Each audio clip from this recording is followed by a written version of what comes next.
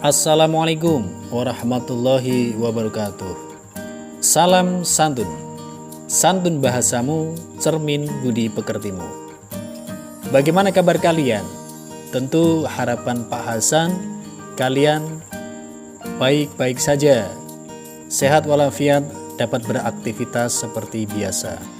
Kali ini kita akan belajar tentang teks naratif objektif atau istilah lainnya adalah biografi.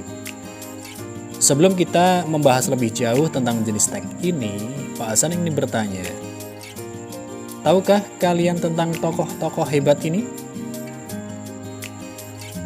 Oke. Mereka adalah legenda pada zamannya. Nama mereka ditulis dengan tinta emas. Selanjutnya, apakah kalian juga tahu tentang buku-buku ini? Pernah membacanya? Ya, kalau belum, silahkan cari di perpustakaan sekolah. Selanjutnya, kita pahami dari dasarnya terlebih dahulu. Apa pengertian teks naratif objektif? Teks naratif objektif adalah teks yang berisi cerita tentang perjalanan hidup seseorang, biasanya tokoh yang berpengaruh di masyarakat. Artinya, isi dari teks naratif objektif ini sifatnya adalah fakta berdasarkan kenyataan yang ada di kehidupan. Ada dua jenis buku yang memuat teks naratif objektif ini. Yang pertama adalah biografi, yang kedua autobiografi. Apa perbedaan keduanya? Kalau biografi ditulis oleh orang lain, sementara autobiografi ditulis oleh dirinya sendiri. Dirinya sendiri yang dimaksud adalah tokoh yang ada di dalam cerita tersebut. Setelah tahu pengertian teks naratif objektif, selanjutnya kalian juga harus memahami struktur teks naratif objektif.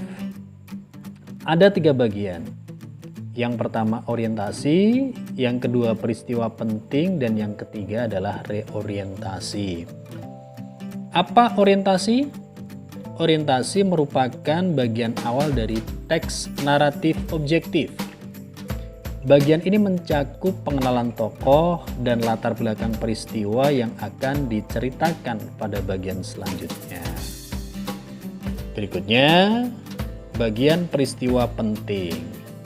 Peristiwa penting berisi kejadian-kejadian utama yang dialami tokoh.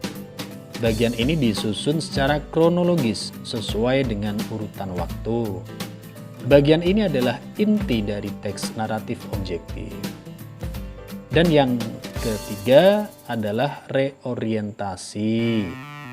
Reorientasi berisi pernyataan simpulan mengenai rangkaian peristiwa yang telah diceritakan. Reorientasi berfungsi sebagai penutup pada teks biografi. Reorientasi bersifat opsional. Artinya apa? Kalian boleh menambahkan reorientasi, boleh juga tidak menuliskan reorientasi. Oke, kalian sudah memahami pengertian, memahami struktur.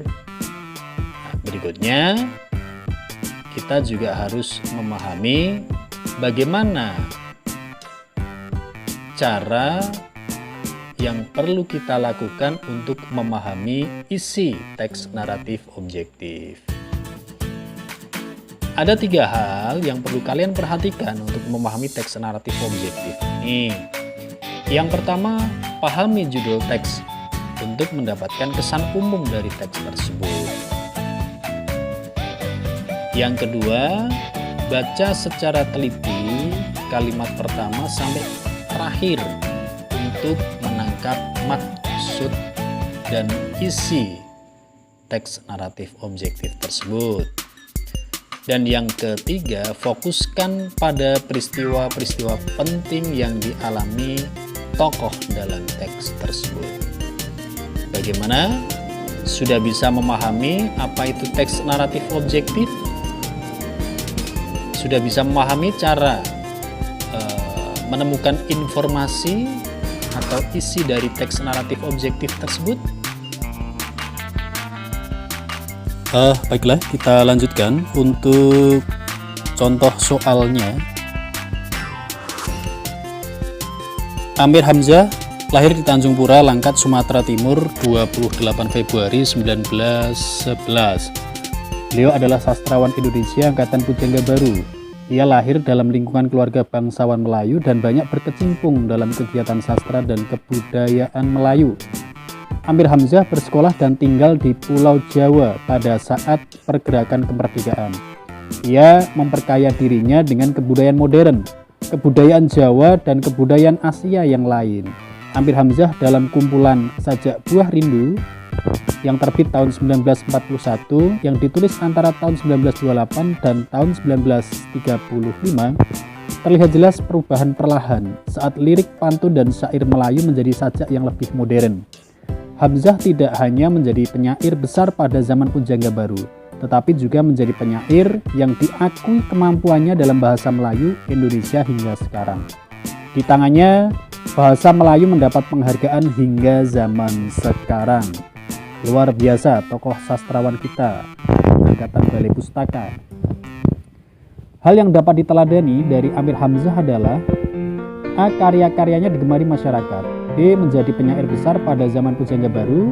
C. Mampu membuat puisi dalam bahasa Melayu Indonesia. D. Memperkaya dirinya dengan kebudayaan lain. Dan E. Amir Hamzah lahir di lingkungan bangsawan. Oke, jelas sekali di sini jawabannya D. Kenapa? Di sini ada semacam tindakan dari Amir Hamzah terkait dengan proses kreatifnya dalam berkarya. Apa yang dia lakukan? Yang dia lakukan adalah dia mempelajari banyak budaya yang pada akhirnya di situ kebudayaan-kebudayaan yang dia pahami, dia yakini mewarnai karyanya. Saya kira demikian. Sudah bisa memahami cara menemukan informasi atau isi dari teks naratif objektif tersebut? Oke, jika ada yang perlu ditanyakan, silahkan tulis pertanyaanmu di kolom komentar. Oke, terima kasih untuk perhatian kalian semuanya. Sukses dan selalu santun berbahasa. Wassalamualaikum warahmatullahi wabarakatuh.